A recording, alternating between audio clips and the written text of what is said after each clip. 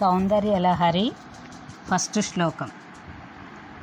శివశక్త్యా యుక్తో యది భవతి శక్తః ప్రభవితుం న చేదేవం దేవో న ఖలు కుశలః స్పందితుమపి అతస్త్వామారాధ్యాం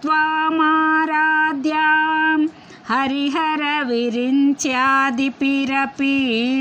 ప్రణుంతుం స్తోతుం వా కథమకృత పుణ్య ప్రభవతి.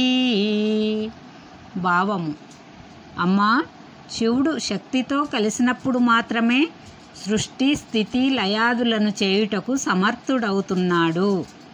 శక్తితో కలయిక లేనప్పుడు అతడు స్వయం ప్రకాశ రూపుడైనప్పటికీ స్పందించుటకు కూడా సమర్థుడు కాడు.